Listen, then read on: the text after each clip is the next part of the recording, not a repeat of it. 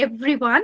I welcome you all to the day 2 first session, which is based on the perspectives of development by Professor Dr. Amit Shobhan. I take it as my extreme privilege to have introduced Dr. Amit Shobhan Ray to all of you. Dr. Amit Shobhan Ray teaches economics at the Center for International Trade and Development, CITD, Jawaharlal Nehru University, New Delhi. He was educated at the Presidency College, Calcutta, at the University of Oxford, from where he received his DPhil in economics in 1988. Professor Ray joined JNU as an associate professor in 1995 and became a professor with effect from January 2000 till date. In between, he has been a director, Center for Development Studies, Trivandrum, during 2013 to 2016, and the chair professor at the Indian Council for Research on International Economic Relations in New Delhi during 2008 to 2010, on leave from JNU. Prior to joining JNU, he held teaching and research positions at premier universities and institutions in India and abroad, including Oxford University Institute of Economics and Statistics, International Food Policy Research Institute at Washington, D.C., University of Calcutta, Indian Institute of Technology, Delhi. He was elected as a fellow of the Royal Society of Public Health, London in 2007. He has been a member of the Independent Commission of Development and Health in India since 2008. He served as a consultant to various national and international bodies, including the Planning Commission and the World Bank, the United Nations Conference on Trade and Development.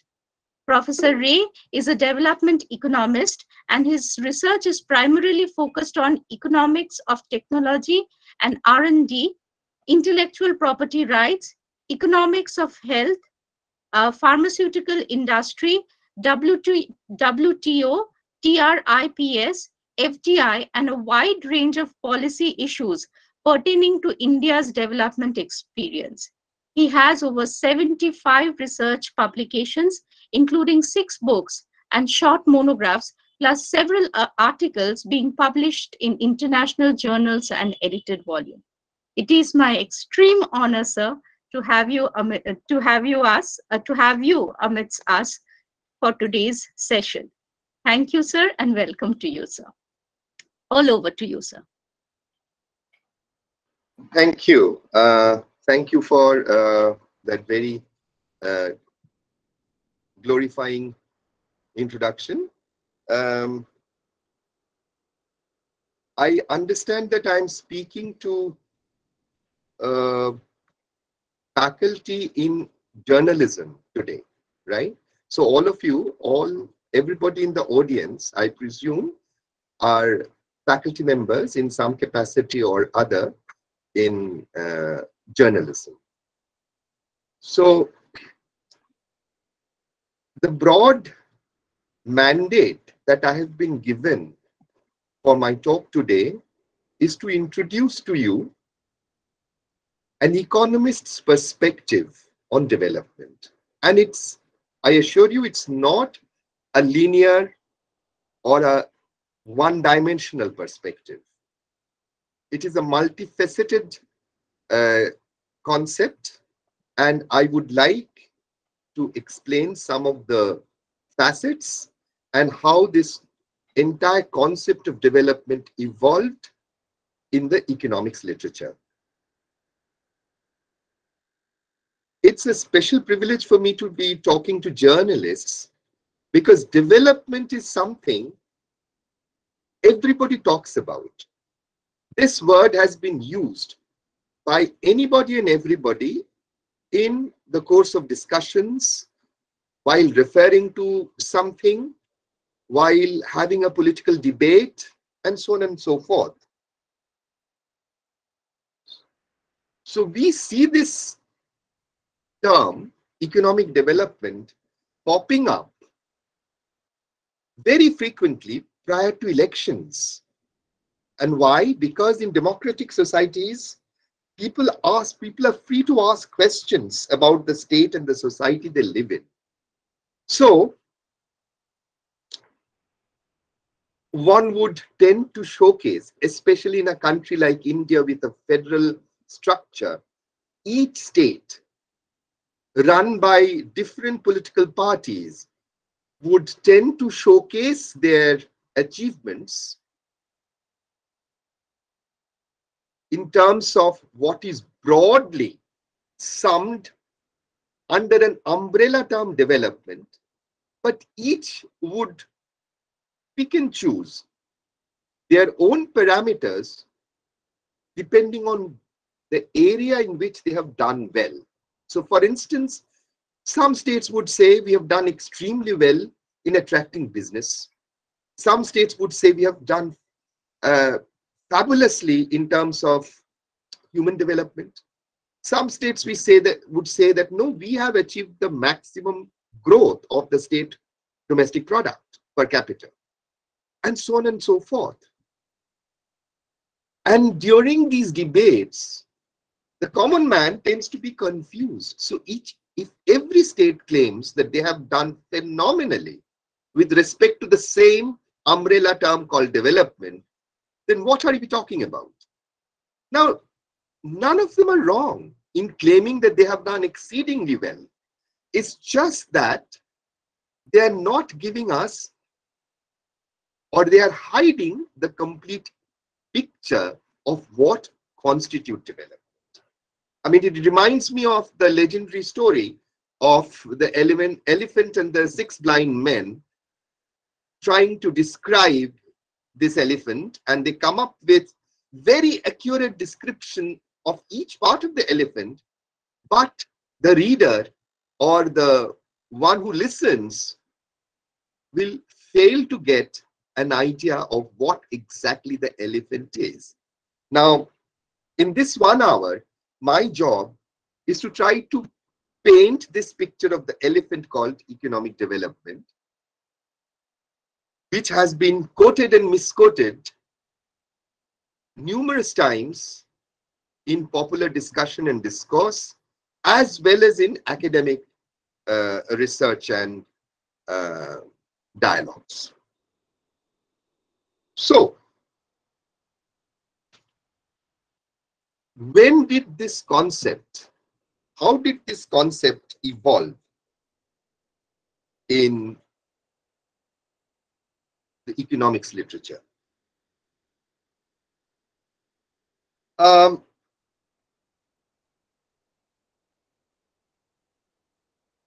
Normally, we tend to time the emergence of development economics as a distinct sub-discipline sometime in the post-colonial era of the 50s and 60s, where economists tried to focus their attention on the problems of the so-called underdeveloped regions of the world and to understand how their situation can be improved.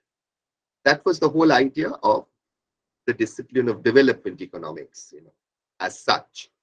But the concept of development existed much before. In fact, it can be traced back to the classical writers and thinkers like Adam Smith, David Ricardo, and Karl Marx,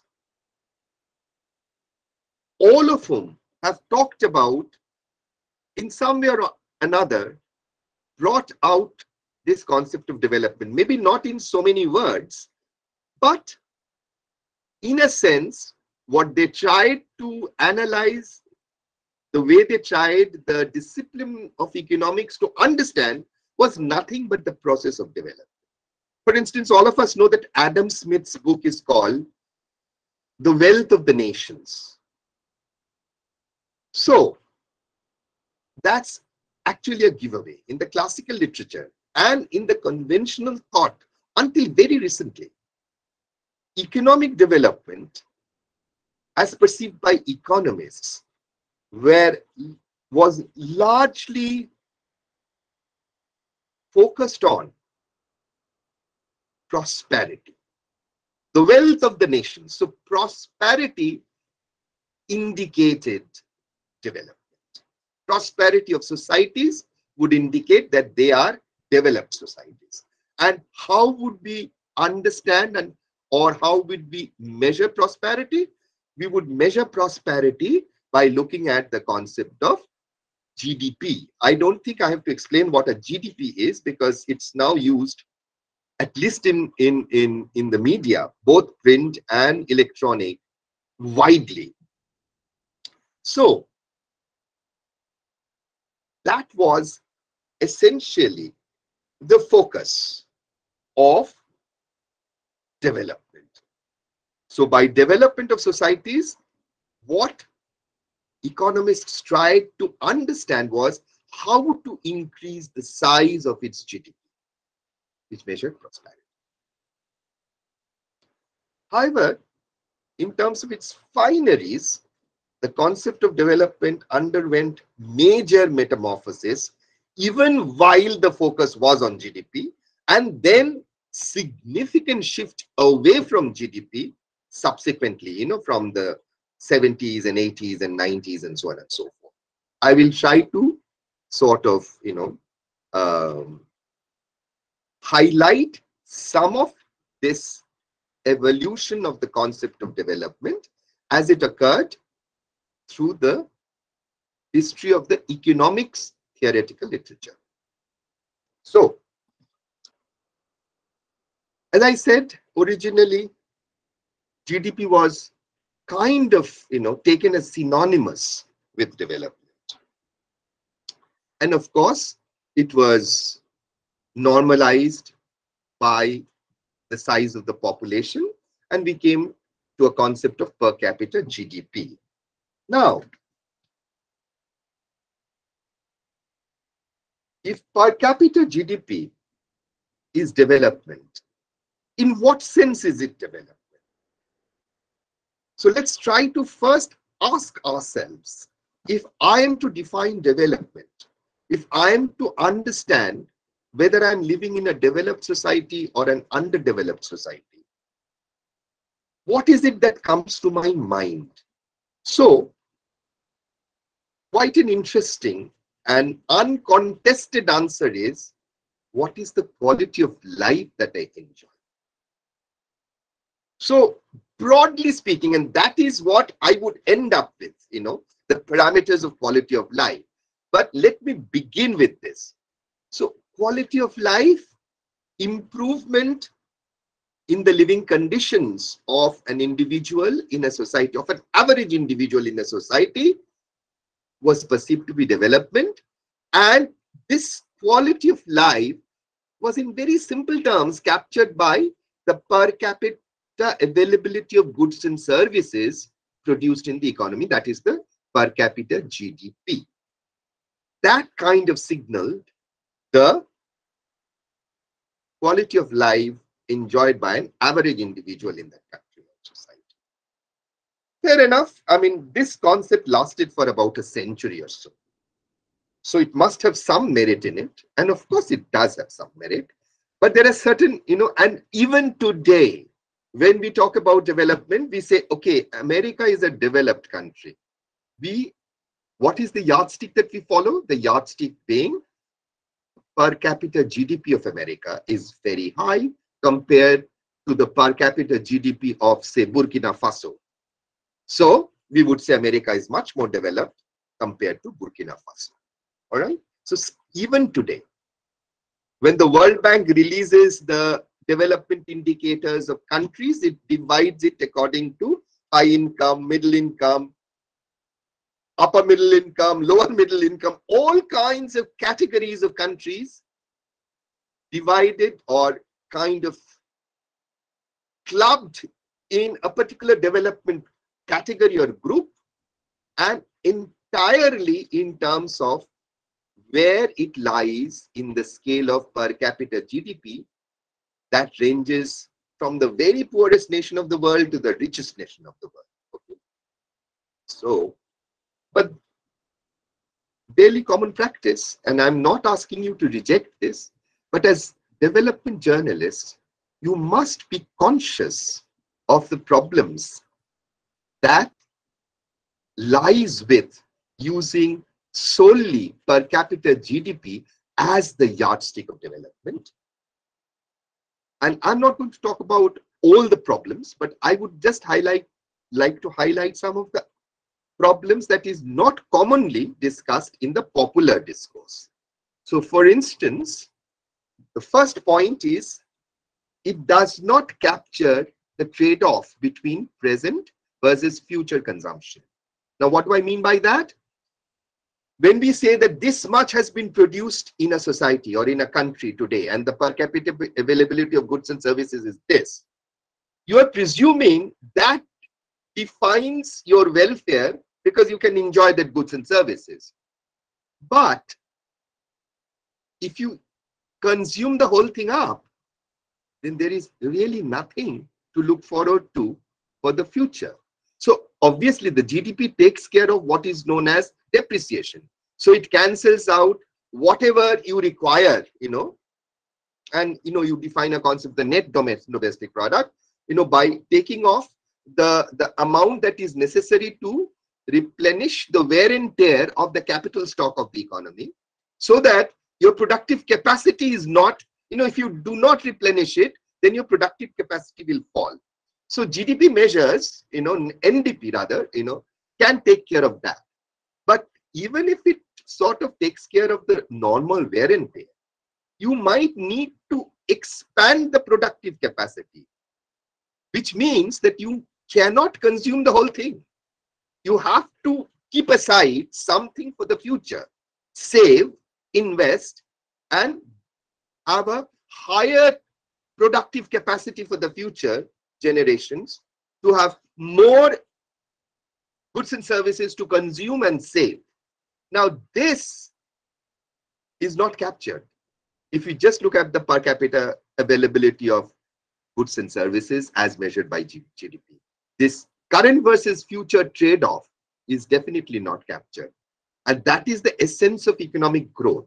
The economy will not grow if you consume the entire thing. You have to keep aside. It's like saying that I don't have any savings, so whatever I'm earning today, I will, eat up, and that will indicate my prosperity. So nobody actually thinks of that, right? You would like to keep something aside as savings for future consumption. The second problem is, how do you convert and compare? The normal practice is the GDP per capita of each country, as calculated in its domestic currency, would be converted into dollars using the official market exchange rate. But there's a problem there. And what's the problem? The problem is, suppose if you compare India with US. Now the current dollar exchange rate is like $1 is equal to 80 rupees. But the worth of $1 in, say, New York or Chicago is very different from what 80 rupees is worth in the city of Bombay or Delhi or Calcutta. They are not comparable because $1 fetches nothing. Almost nothing. You get nothing almost, So therefore, if you convert it using the official exchange rate, which is determined by the demand and supply of foreign exchange, which in turn is determined by your international transactions. So the entire non-tradable sector is out in the calculation for the exchange rate, which brings us to, $1 being 80 rupees. And now if I convert that, Indian, GDP will sound very small, but it's not that small. So there is a concept of PPP rate. And what is the PPP rate? The PPP rate is, or the purchasing power parity rate, tries to look at a very typical basket. How much will that basket of goods and services cost in, say, New York compared to the same basket costing in Delhi? And then if you compare these two, the cost of this basket in rupees in Delhi can be compared to the cost of the basket, the same basket in New York, and that should give you what is known as the purchasing power parity rate. So if you are earning $1,000 in America, it means something a month. Whereas if you are earning 80,000 rupees a month in India, it means something very different in terms of your material well-being, in terms of your living condition, quality of life. So therefore, if you convert GDP to compare across nations using the official exchange rate, you are mistaken. So in fact, that has been corrected. So even the World Bank now reports the GDP PPP. So as development journalists, if you have any intention of comparing, please look at the GDP per capita PPP rather than the GDP per capita in nominal terms. The third, another problem that I'd like to highlight is the problem of non-market transactions. Now, non-market transactions are not included in the calculation of the GDP.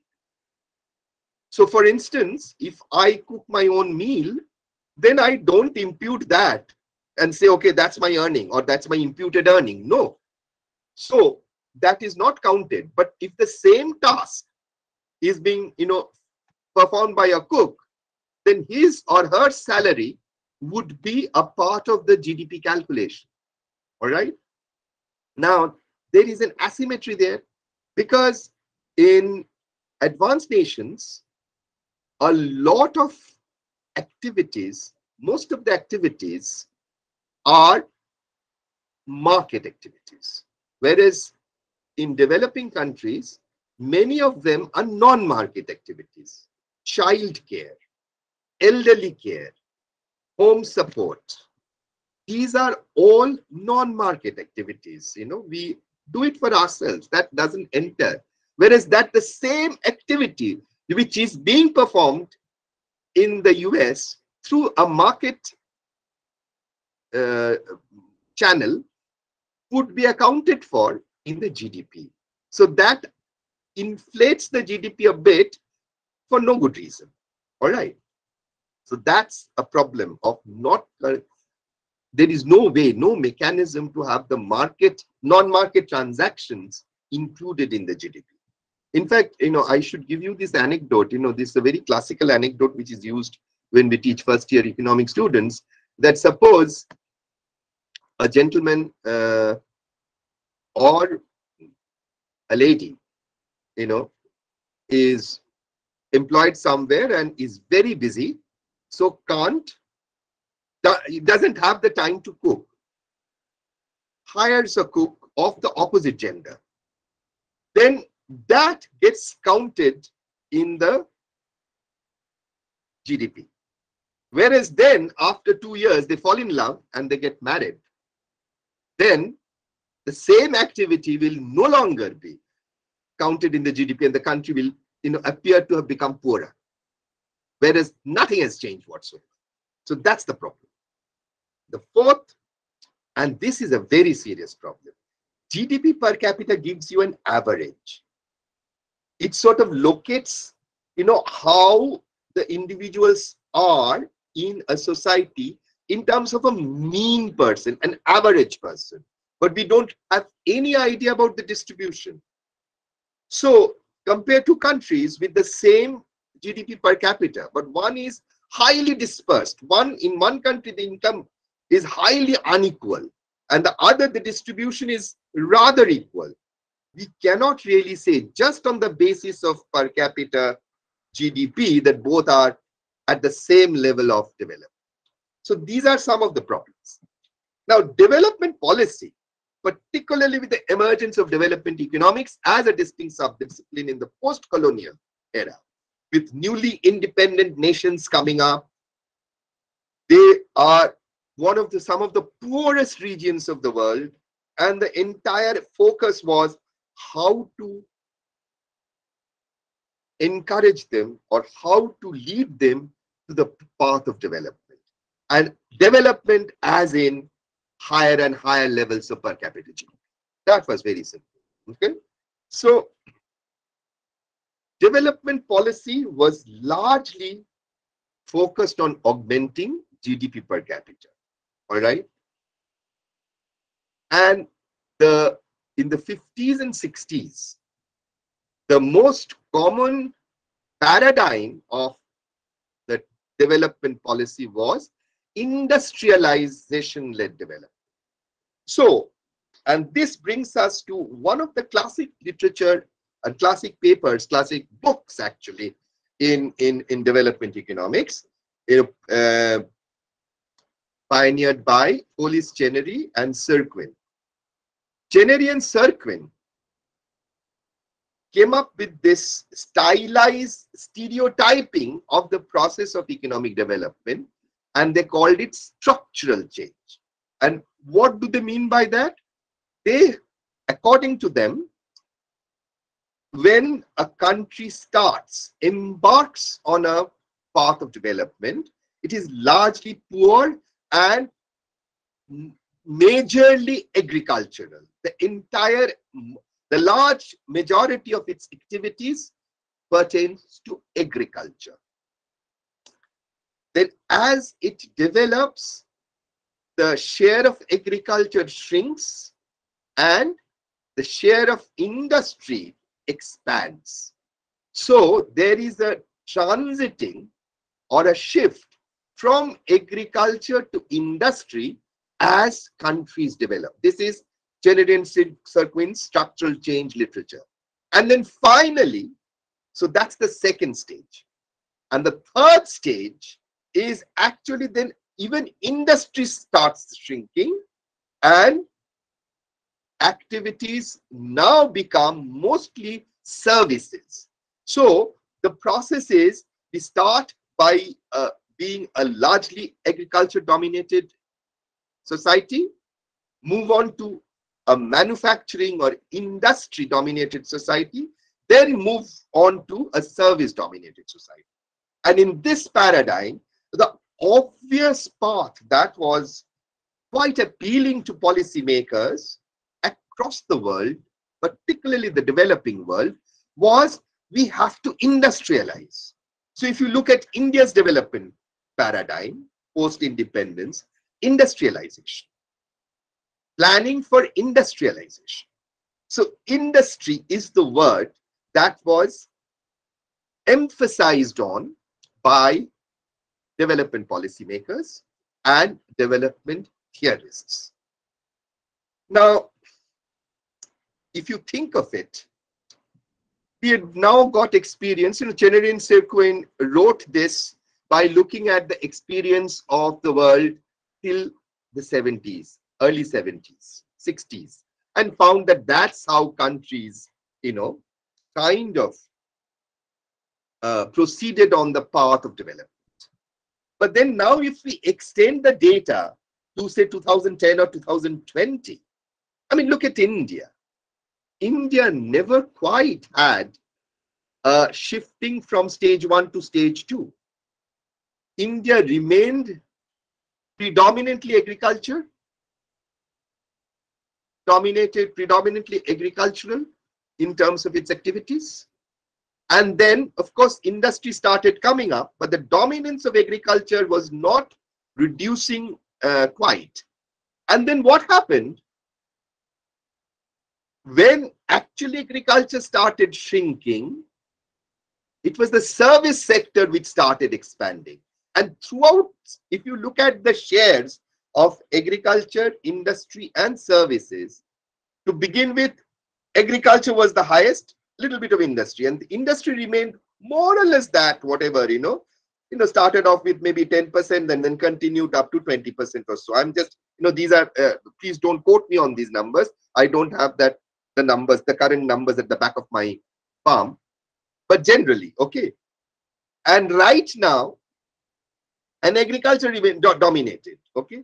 Then when services started coming up, what happened was services occupied more than 50%, and that space was drawn. Actually, agriculture shrunk, industry remained virtually the same. So therefore, in the Indian case, the stylized structural change that was proposed by Chenery and Serquin was not actually what happened. So what we found was India kind of skipped the middle phase and moved from largely agriculture to agriculture shrunk a bit and largely service driven, more than 50% service now. Okay? I think something like 54 or 55% services. All right. So therefore, this stylization also is not something that is written on stone. And then from the 70s, 80s particularly, thoughts were changing in the international development policy circles. Because this industrialization-led development, this policy of promoting industries to grow, it was really not showing any visible results in terms of development outcomes. Countries, large tracts of the world remained poor with very low per capita income and visible, visible presence of poverty, malnourishment. So whatever you visualize as lack of development, nothing was, changing much. So this was a very interesting phase when actually led by the World Bank. The international development planners, they shifted gears towards how to look at development or how to sort of achieve development, and said that, look, let us not unnecessarily bother ourselves with industrialization-led growth. What is the objective?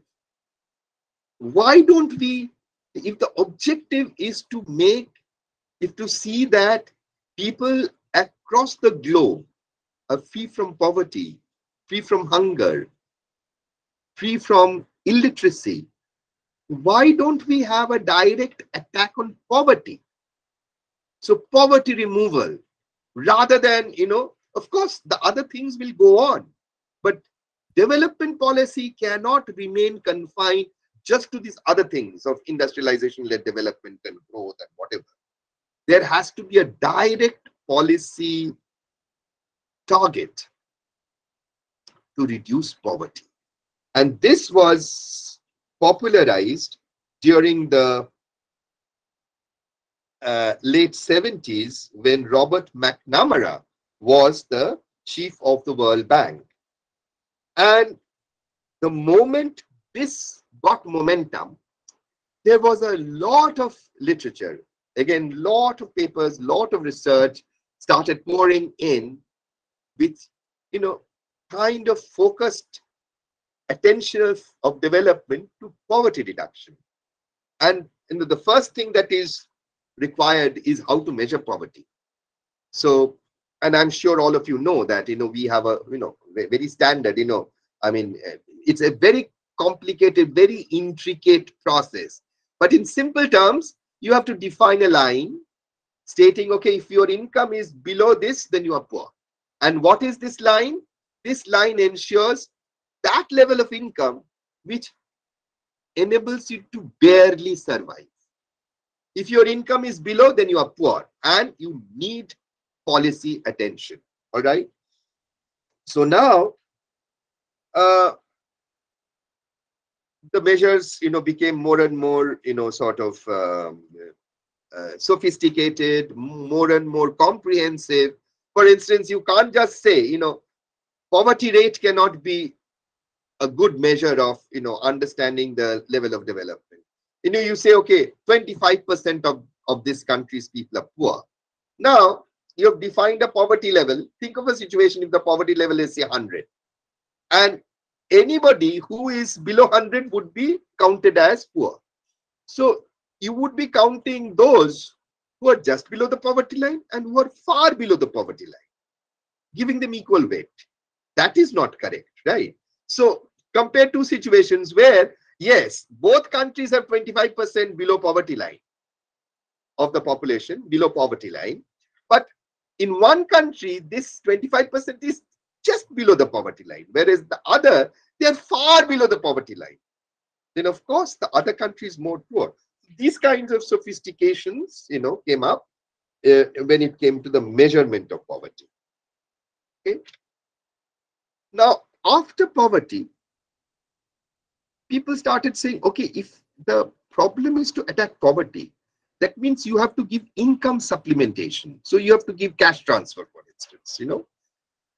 So why not think of another way? And then came the concept of basic needs in development.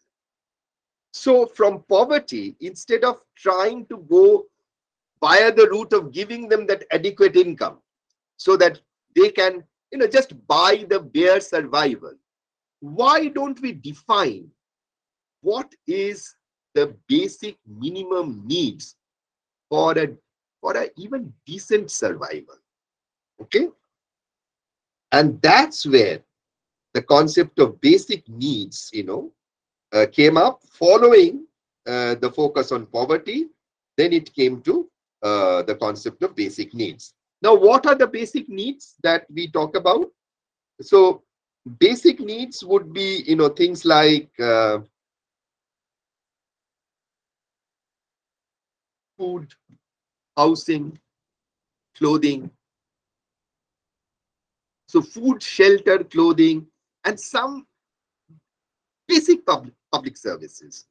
So, the focus was the basic need proponents of this group of development economists said that forget about, country can go in its own path of promoting per capita GDP, trying to boost per capita GDP, reduce poverty and all that. But at the same time, it becomes the responsibility of the government to provide access to these basic needs to its entire population. That will go a long way. I mean, sounds quite sensible in tackling the menace of underdevelopment. So then, as it started moving towards this, kind of a paradigm, in the 80s, the global economy saw some turbulences.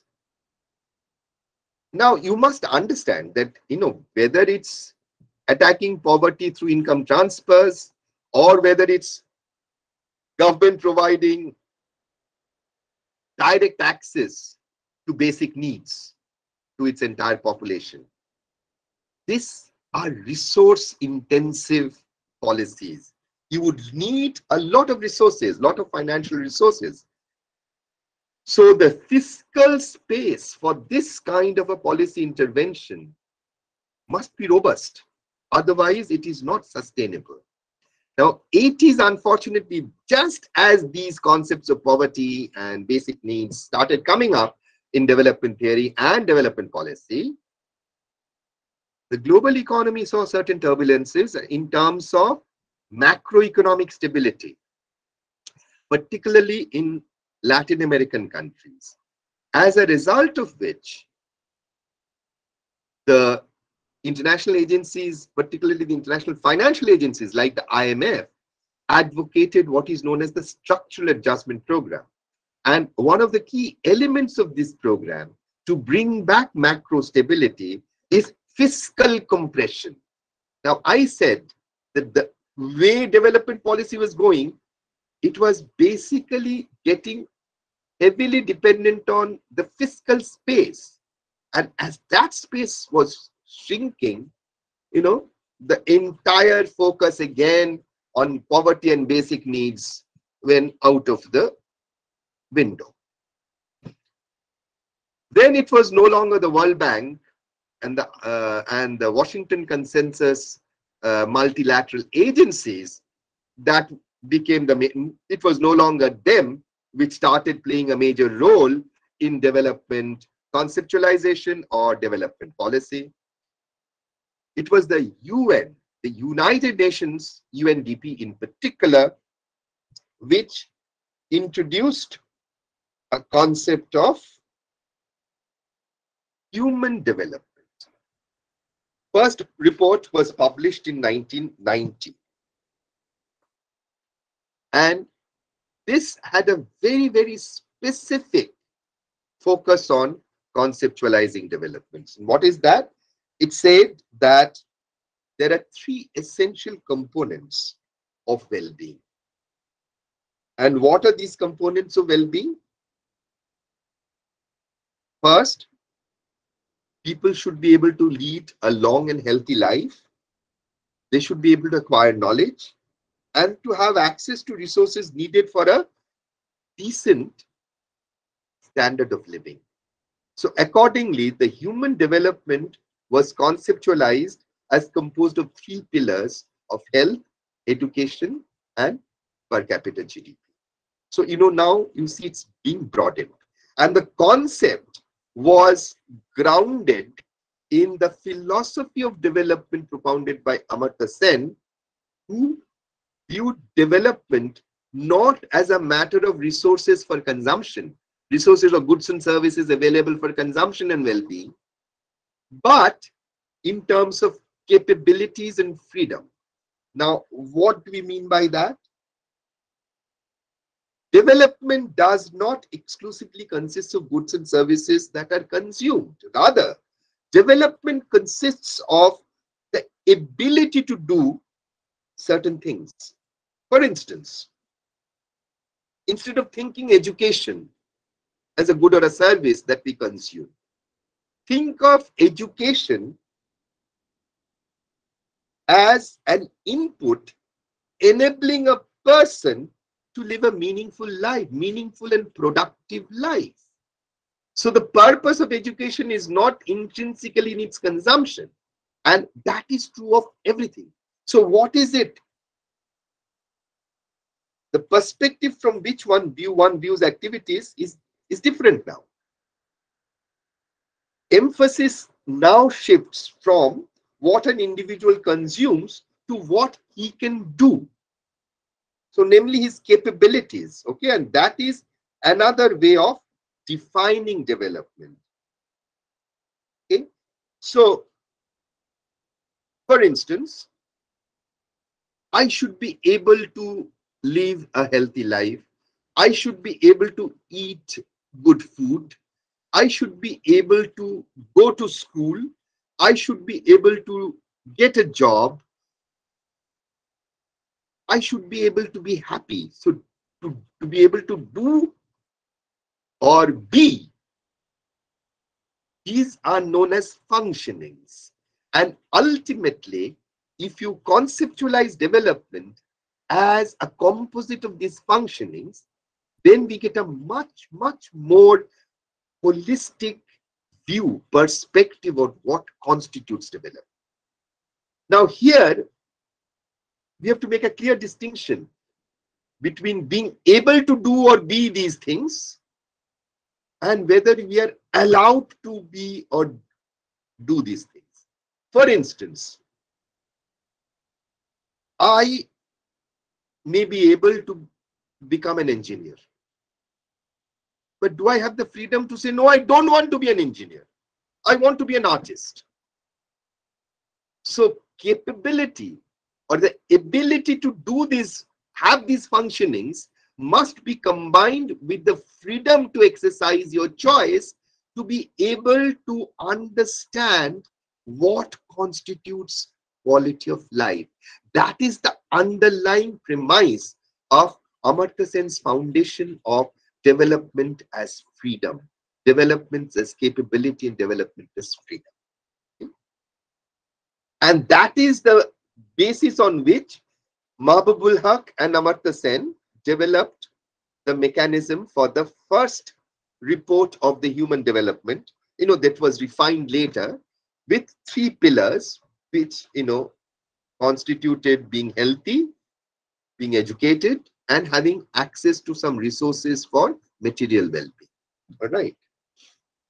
Now, this is the foundation based on which the present multifaceted concept of development has evolved, and the best literature to capture this is by the report of the so-called Stiglitz Commission. Joseph Stiglitz being the chair of the commission, with Amartya Sen as a member, And this commission was constituted by the then French President Sarkozy to be able to come up with the foundation of development as capability and freedom, and translate that into a meaningful measure of this multidimensional holistic concept of development, which I'm going to talk about soon. But before that, this came up in 2007, all right, this report. And I would suggest, as development journalists, all of you should read this report. This is actually extremely illuminating and will clarify your understanding of what exactly is development. You know, the elephant that I talked about will be made absolutely clear. But before I actually go into the dimensions perceived by the Stiglitz Commission, let me also just take you through the next two steps of how the UNDP took the concept of human development forward. And then they introduced first what is known as the Millennium Development Goals in 2001. All right.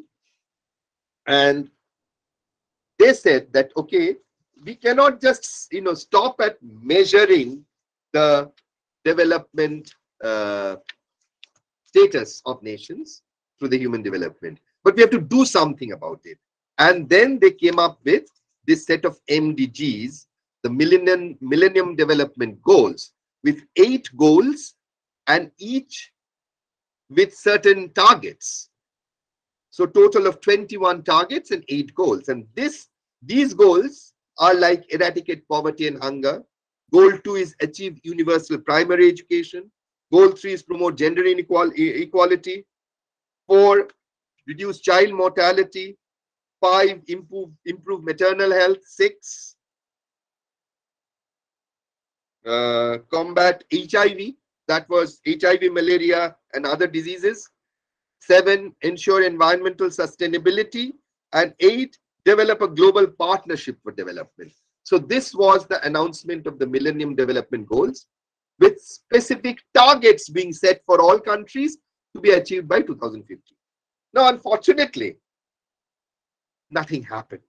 Very few people actually could meet the targets. And there were problems with it because you cannot have development as a one-size-fits-all. First of all, people said that countries are at various levels with respect to these goals and targets. How can you say everybody would have to achieve that level? It's just impossible. Priorities may be different. So what they did in 2015 was to come up with the MDGs were replaced, not replaced, was taken further to define what is known as the Sustainable Development Goals. And now there are 17 of them. And anything and everything under the sun, which makes for good quality of living and the world as a good place, have featured in that goals. So, apart from poverty, no hunger, health, education, gender equality, etc., we also have sustainable cities and communities. Cities and communities, responsible consumption and production, life below water, life on land, peace, justice, and strong institutions, innovation and infrastructure. Everything becomes a sustainable development goal.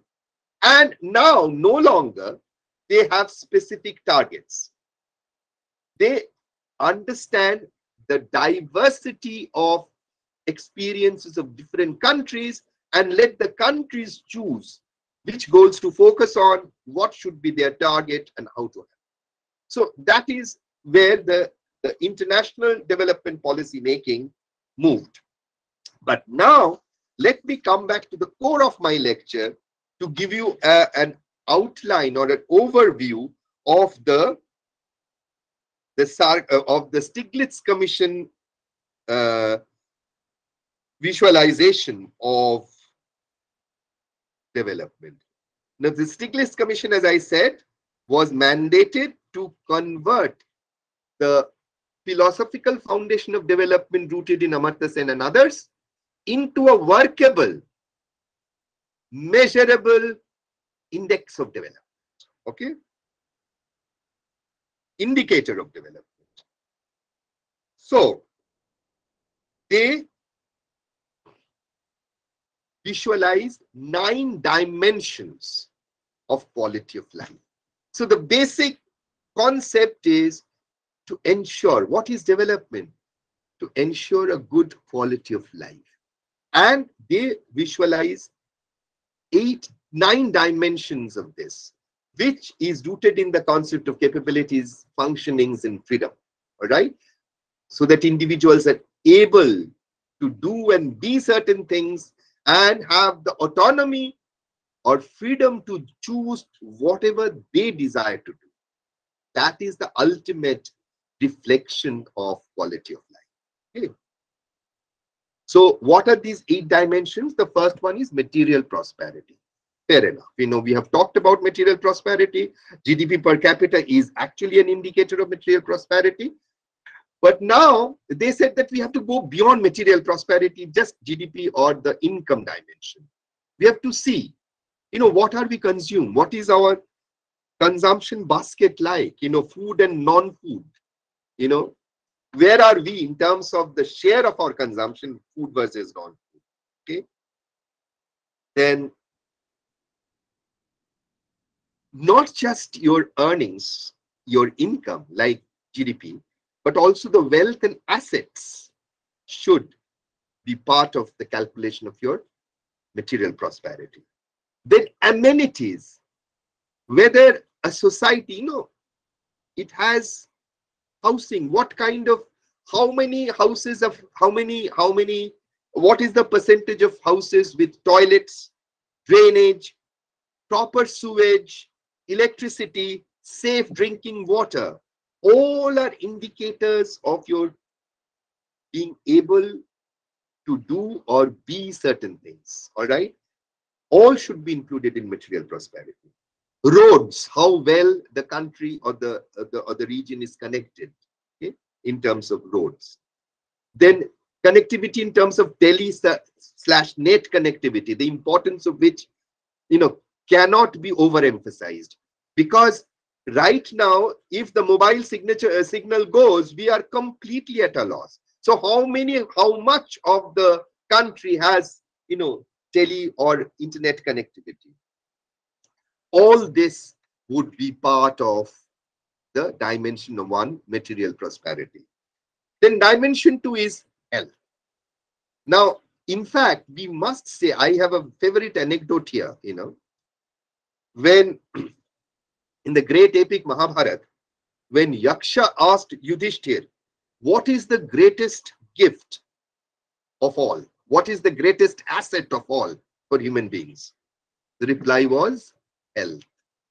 You can imagine, you may be materially prosperous, floating on money, but if you don't have health, if you don't have good health, you don't have a quality life.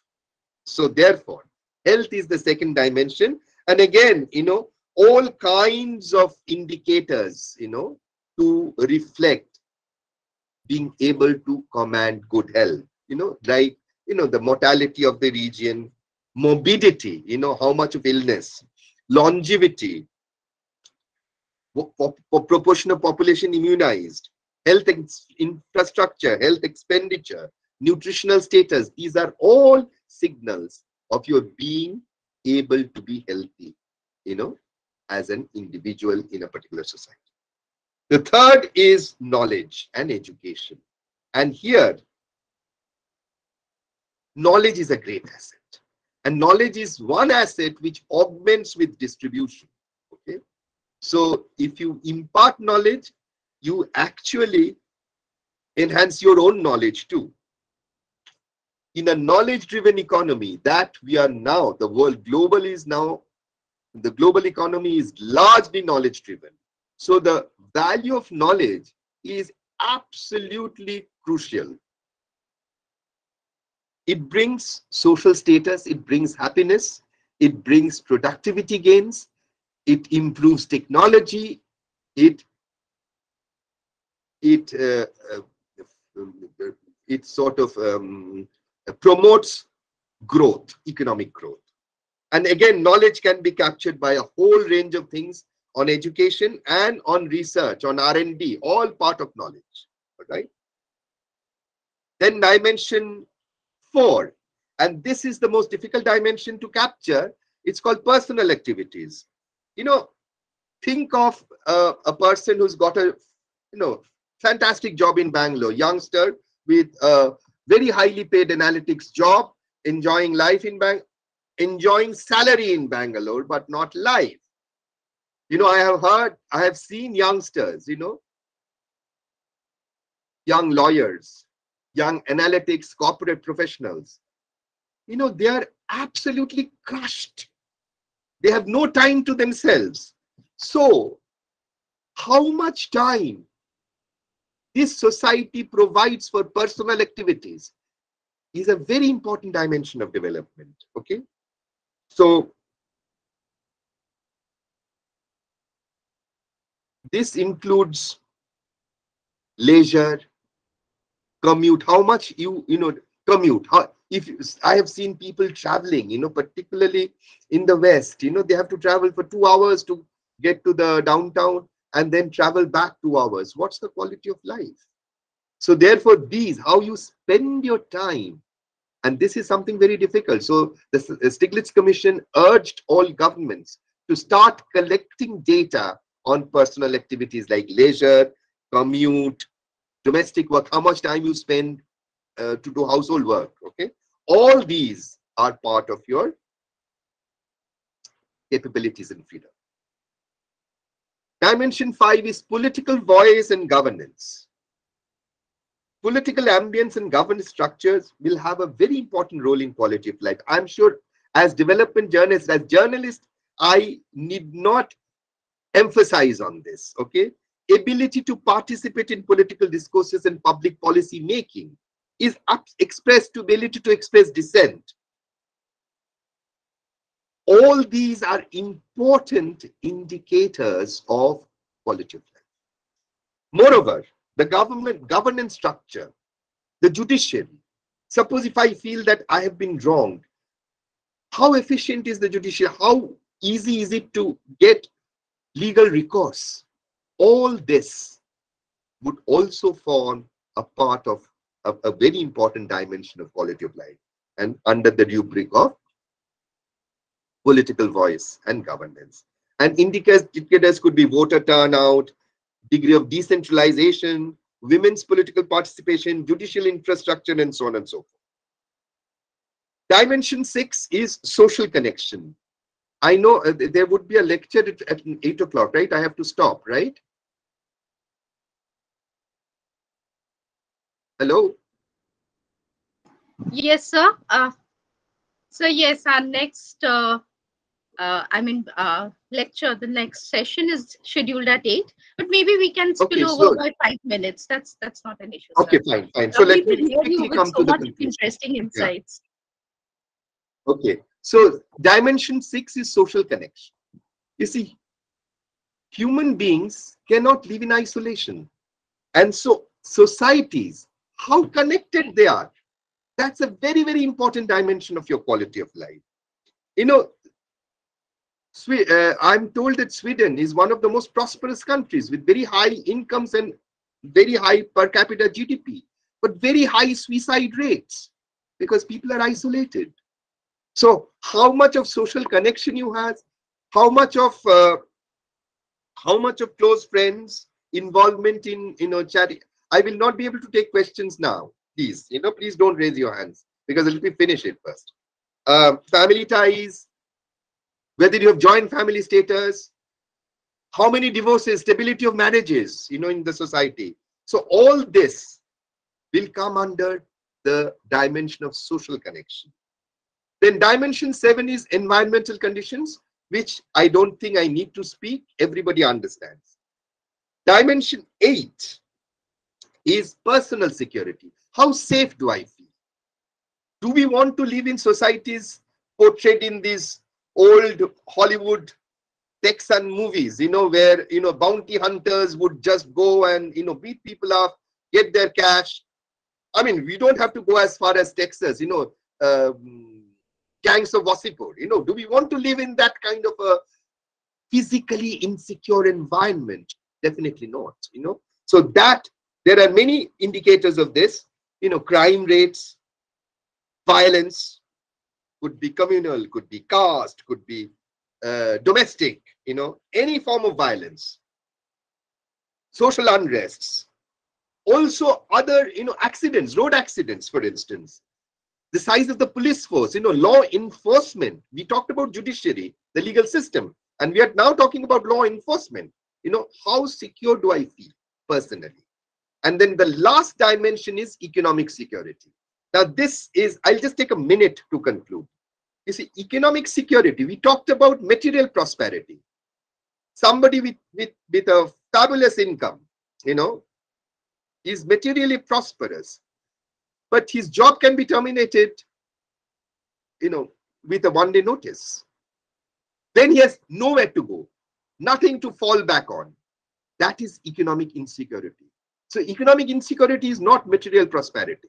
It's different, and economic insecurity comes how, suppose if you become unemployed, how easy is it for you to get a job? That will depend on how pervasive is unemployment in that society, so unemployment rates. How much are you dependent on vulnerable sectors like agriculture? Informal sector, people are more vulnerable, more insecure. How much of the population is covered by social security, etc. So this completes our description of the multifaceted conceptualization of development that economists should ideally look at, and as development journalists, you should definitely look at. Thank you. Yes, now I can answer questions if there is time. Sir Umashankar sir, can we just have 5 minutes? I saw some people raising their hand. So we can't hear you. So you're muted. Please go ahead. Okay. Thank you, sir. Thank you, Professor Dr. Amit Ray. I just saw some few people raise their hands. So if we can quickly request Shayokpal and Naushad Sheikh. I think these were the two people who raised their hands. If you can quickly. Yeah, please be minutes. brief in asking the question. Yeah. Am I audible, sir? Yes, you are audible. Okay. So, good evening. So, you talk about SGD, there are 17 goals for an event, and there is SGD, very key also concept. I guess you have seen it. There is three funnels: the lower, middle, and top. All the funnels. There's this concept like developing the environment to developing the environment to develop the society through society to develop the economy. And there's this 17 goal.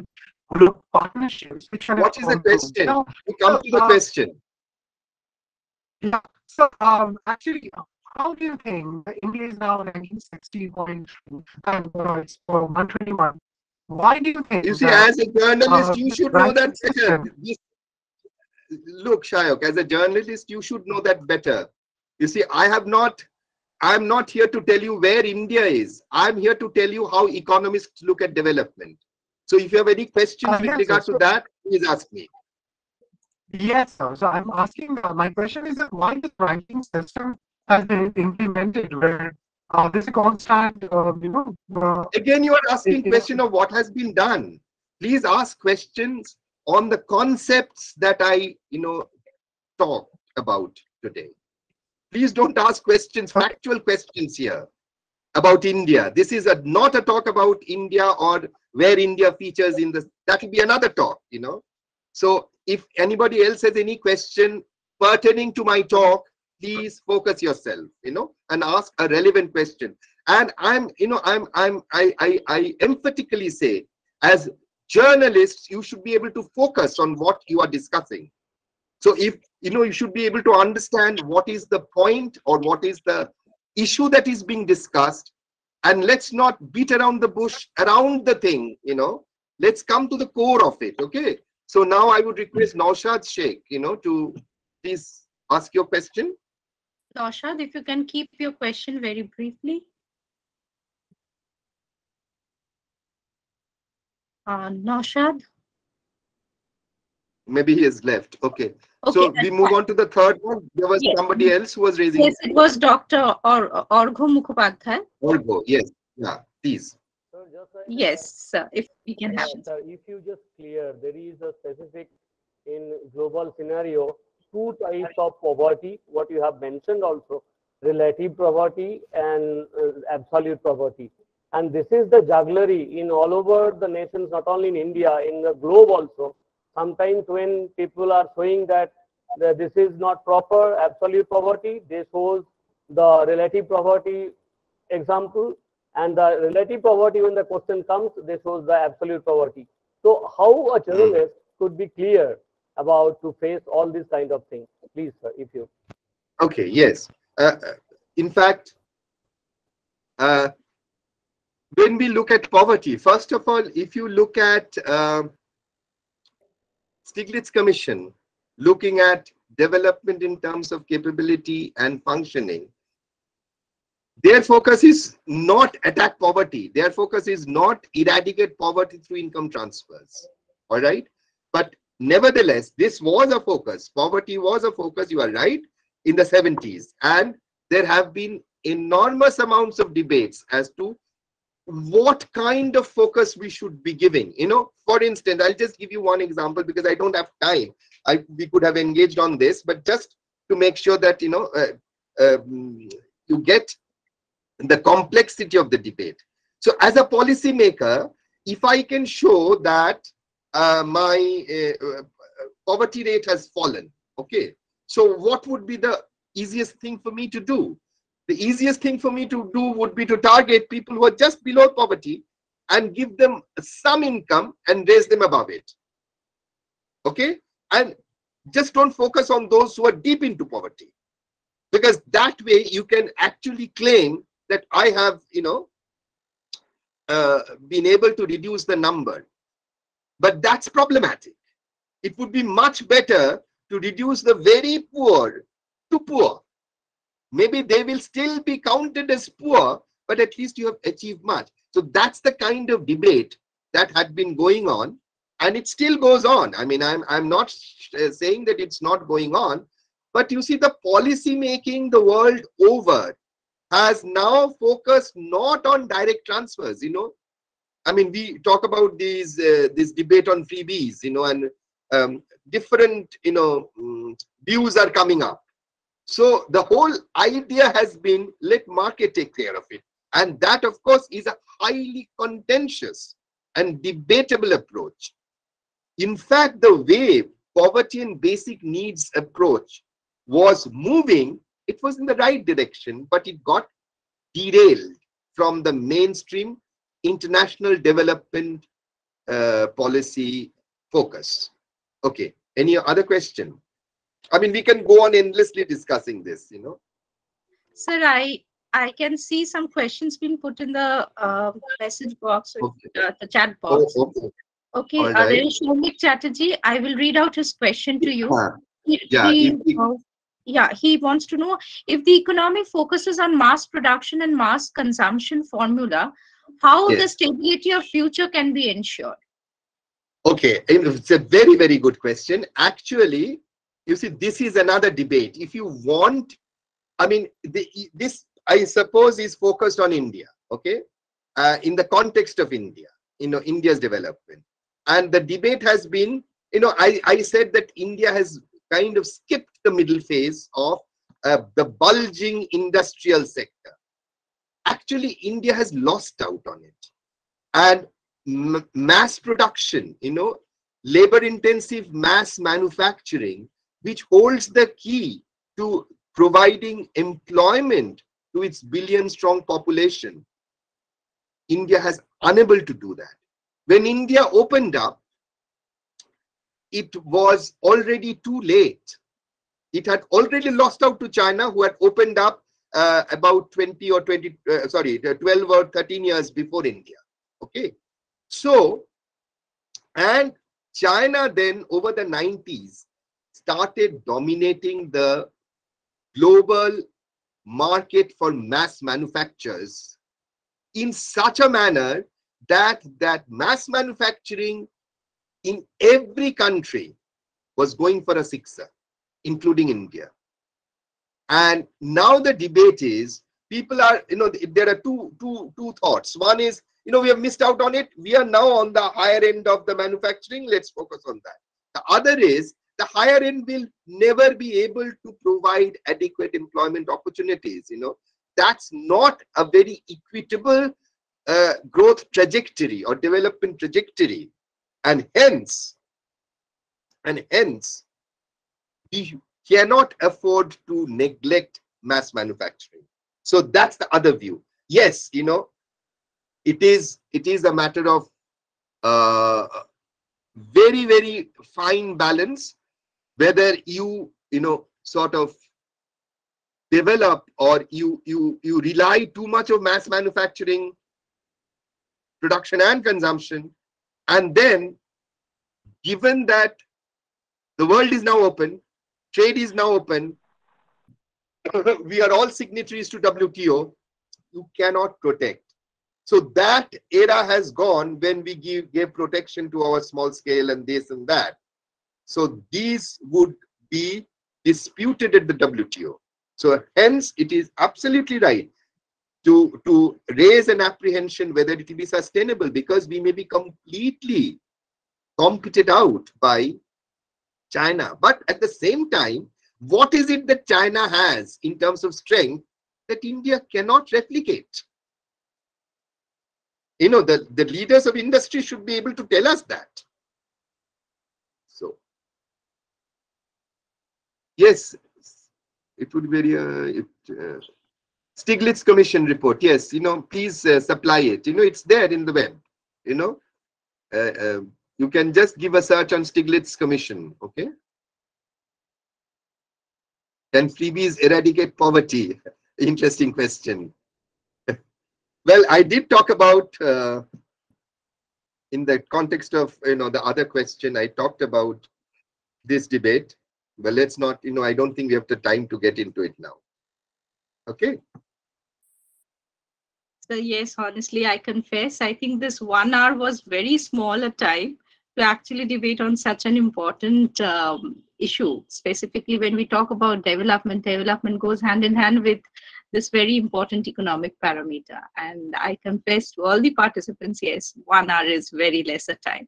But maybe we keep this for a different session with all of you, so we can again invite Professor Dr. Amit Roy for another session, for another interesting session. Thank you, sir. Thank you for this wonderful, enriching session. I think we came across this very important parameters that you spoke about, the development indicators, you spoke about the Stiglitz Commission and all. I mean, thank you for this wonderful insights. Thank you. Thank you. Bye.